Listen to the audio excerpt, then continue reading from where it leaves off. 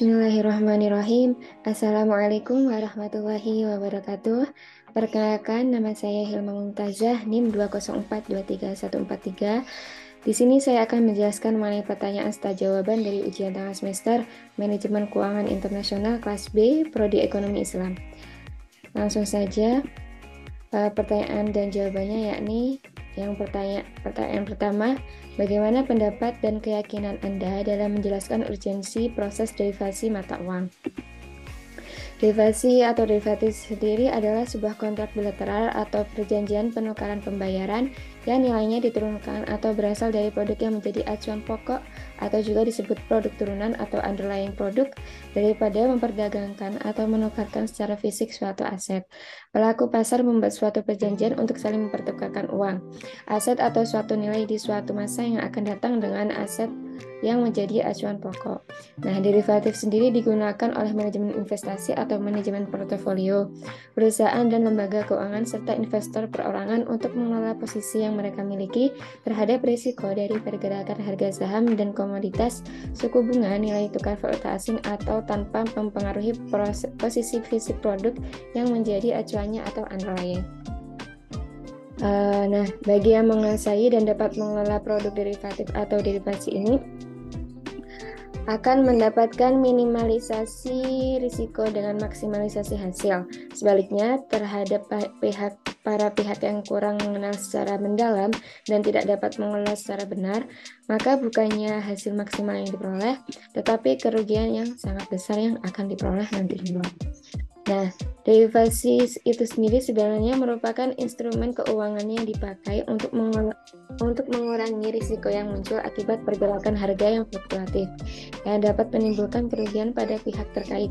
Namun, akhirnya penggunaan transaksi derivatif atau derivasi lebih banyak dipakai sebagai instrumen spekulasi bagi para investor.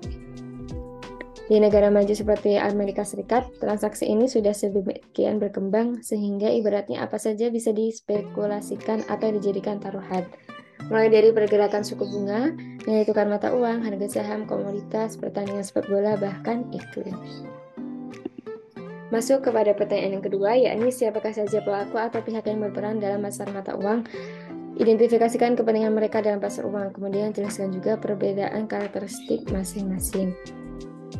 Terdapat berbagai transaksinya ya,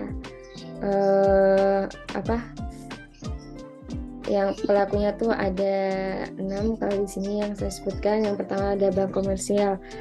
Menurut OJK, bank komersial adalah sebuah bank yang melakukan kegiatan usaha secara konvensional atau berdasarkan prinsip syariah dengan kegiatan yang memberikan jasa dalam transfer pembayaran.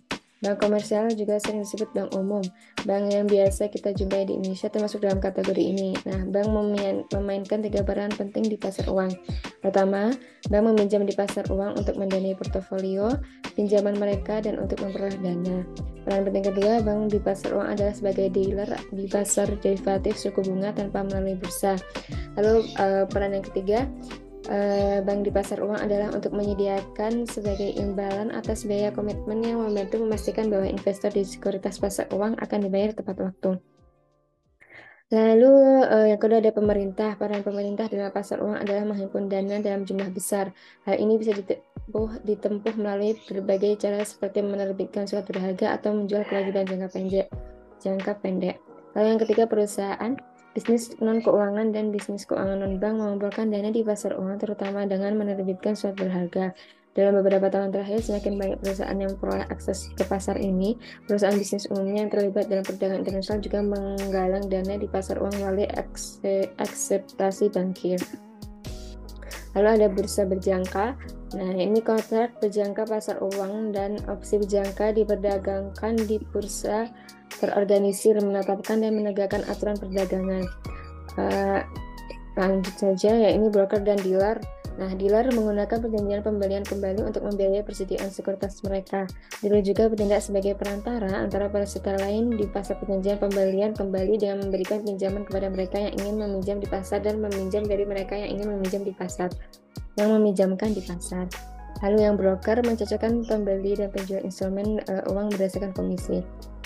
Secara sederhana, dealer mengelola perdagangan mengelola perdagangan atau melakukan transaksi atas nama mereka sendiri, sementara broker memperdagangkan instrumen pasar uang untuk mewakili orang lain atau atas nama orang lain dengan imbalan dibayarkan kepada mereka.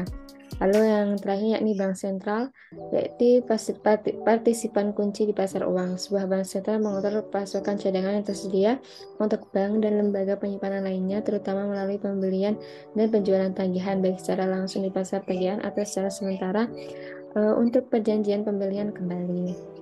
Langsung saja masuk ke pertanyaan ketiga, yakni bagaimana pasar uang derivatif bermula di dunia. Nah, pada awal tahun 1980-an, terdapat penemuan produk keuangan baru untuk memperoleh keuntungan tinggi dengan risiko yang terkendali yang dinamakan transaksi derivatif. Pada awalnya, transaksi ini dimaksudkan sebagai alat mengelola risiko, namun dalam perkembangannya lebih mengarah untuk spekulasi. Meskipun transaksi derivatif konsepnya konvensional, secara umum memiliki kekurangan, namun masih memiliki potensi maslahat nyata untuk kepentingan umat dengan melakukan desain ulang secara total secara inovatif agar menjadi transaksi derivatif Islami yang mendatangkan maslahat, misalnya saling menguntungkan para pelakunya, efisien, menghindarkan dari risiko dengan menghilangkan mudaratnya seperti qimar, kharaj, jahalah, istilwal. Desain konsep transaksi derivatif konvensional menjadi transaksi derivatif Islami dapat digali dari penggunaan salam, istiqna, istijrar, qard, dan khiyar. Lalu masuk ke pertanyaan yang keempat, ini ceritakan pemahaman Anda mengenai jenis-jenis mekanisme pasar mata uang. Secara pemahaman saya, di dalam pasar uang sendiri ada berbagai pasar yang menawarkan instrumen dana berbeda. Tidak ada lembaga tunggal seperti Bursa Efek Indonesia yang melakukan pengawasan transaksi di pasar uang, tapi kegiatan di pasar uang tetap dilindungi oleh undang-undang. Inti dari transaksi dilakukan oleh para broker dan dealer yang saling berhubungan. Dealer biasanya melakukan pembelian sekuritas pada pasar uang untuk sendiri, kemudian melakukan penjualan ketika pasar buka. Transaksinya dilakukan secara elektronik atau melalui telepon. Biasanya transaksi tidak hanya dilakukan oleh dealer kecil, tapi melibatkan lembaga-lembaga besar yang mengincar pengembangan dana. Contohnya itu, seperti halnya dealer menawarkan sertifikat deposito bank bisa melakukan pembelian karena keperluan tertentu. Masuk ke pertanyaan yang kelima, yakni menurut Anda bentuk pasar mata uang yang manakah yang paling menarik? Jelaskan juga alasannya. Di sini ada berbagai bentuk pasar mata uang ya, seperti surat berharga pasar uang SPBU, sertifikat Bank Indonesia SBI, deposito, promissory notes, lalu treasury bills, banker acceptance, commercial paper, lalu call money. Dari sekian banyak bentuk pasar mata uang di atas, saya memilih sertifikat Bank Indonesia atau SBI. Ini sertifikat Bank Indonesia SBI adalah surat berharga berbentuk hutang jangka pendek yang diterbitkan oleh pemerintah. Karena spam saya jika memiliki resiko yang paling rendah. Jika SBI ini memiliki resiko yang paling rendah, investasi yang dilakukan melalui reksadana pasar uang sangat menjanjikan. Walaupun sangat menjanjikan, keuntungan yang didapat dari reksadana pasar uang tidak lebih besar daripada jenis reksadana lainnya. Sekian dari saya. Apabila ada salah kata, saya mohon maaf. Wabillahi taufiq wal hidayah. Wassalamualaikum warahmatullahi wabarakatuh.